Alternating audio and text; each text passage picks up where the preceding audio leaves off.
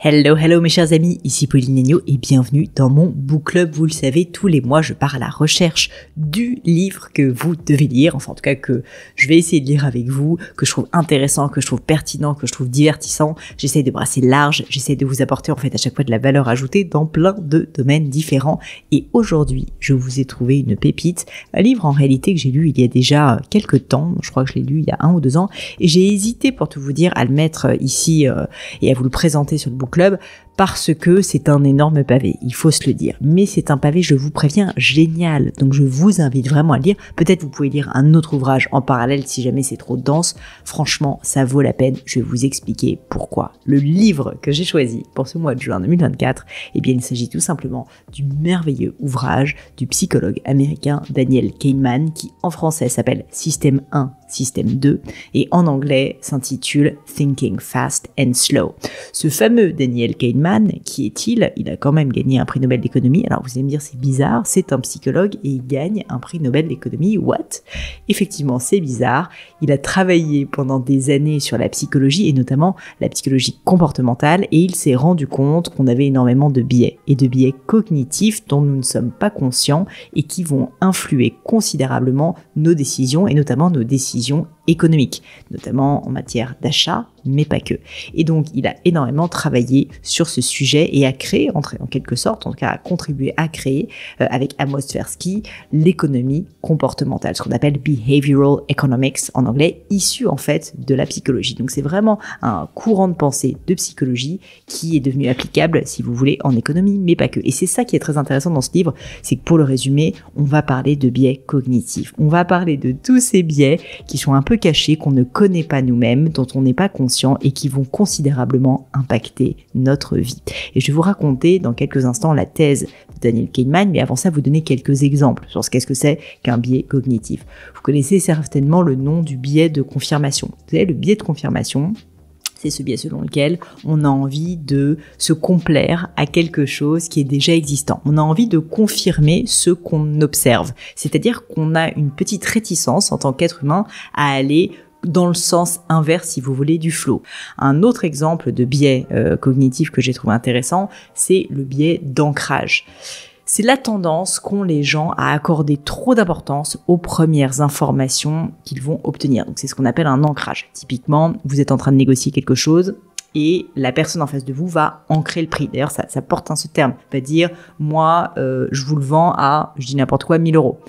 Et là, en fait, d'une certaine manière, ça va comme conditionner votre esprit à vous ancrer sur la sphère du 1 000 €. Alors que si ça se trouve, le prix c'est 10 000 €, mais vous vous êtes fait presque happer par cet ancrage. Et donc ce biais d'ancrage aussi, il est extrêmement puissant, notamment dans la prise de décision qui sont liées à des négociations, mais pas uniquement. C'est vraiment quelque chose qui est très intéressant en fait dans nos vies quotidiennes. Et enfin, je voulais vous parler d'un autre biais que je trouve intéressant, qu'on appelle l'effet halo. Vous savez, l'effet halo, c'est quand vous rencontrez quelqu'un pour la première fois, et cette première fois, en fait, on néglige, mais elle a un impact énorme sur notre ressenti vis-à-vis de cette personne.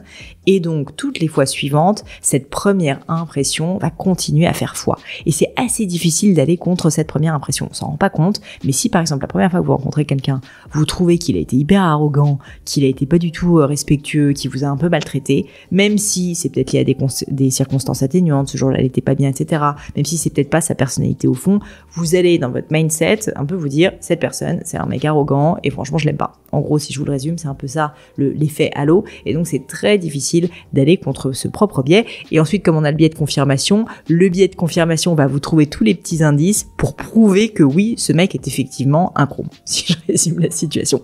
Bref, tout ça pour vous dire que des biais, on en a énormément. Et Daniel Kahneman, dans ce livre, en liste, je me rappelle même pas du nombre, mais c'est absolument hallucinant. Et donc, c'est très, très intéressant d'aller les déconstruire, d'aller les comprendre pour aussi mieux pouvoir prendre des décisions au quotidien.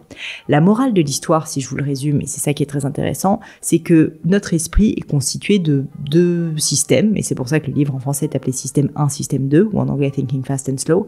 Le système 1, qui est le système, on va dire, intuitif, le système de pensée rapide, eh bien ce système-là, c'est un système qui a bien souvent des biais cognitifs.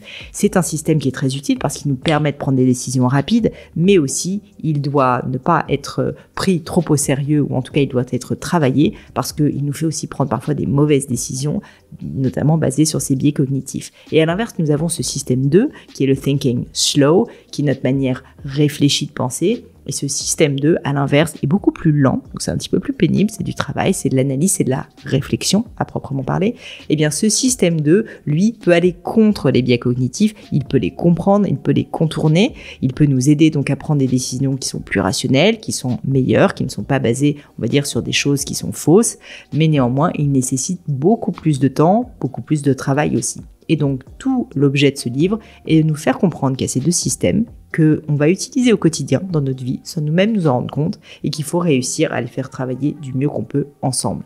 À la fois utiliser le système 1 quand il est utile, par exemple dans un contexte d'intuition, mais à l'inverse, réussir à rattraper les dégâts quand on a trop de biais et passer par le système 2 pour réussir à aller au-delà justement de tout ce qu'on ne sait pas et tout ce qui est inconscient à notre esprit, mais qui nous fait prendre les mauvaises décisions.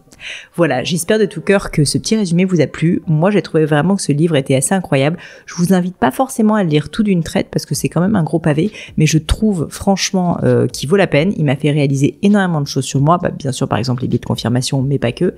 Et donc j'ai eu envie de le mettre à ce book club et j'espère de tout cœur qu'il vous plaira. N'hésitez pas à me le dire, vous pouvez me le dire en commentaire si vous êtes sur YouTube, si vous êtes sur le podcast, eh bien franchement envoyez-moi un petit message sur Insta, sur LinkedIn, ça me fait ultra plaisir, et puis surtout partagez parce que je pense sincèrement que ce livre sera utile à beaucoup de personnes, ça vous fera prendre de meilleures décisions tout simplement dans vos vies, ça vous fera prendre conscience d'un certain nombre de biais, et ça c'est quand même formidable parce que c'est comme ça qu'on devient la meilleure version de soi-même. Bref, je ne vous en dis pas plus et laisse place à ce book club du mois de juin 2024, système 1, système 2, du merveilleux auteur et prix Nobel Daniel Kahneman.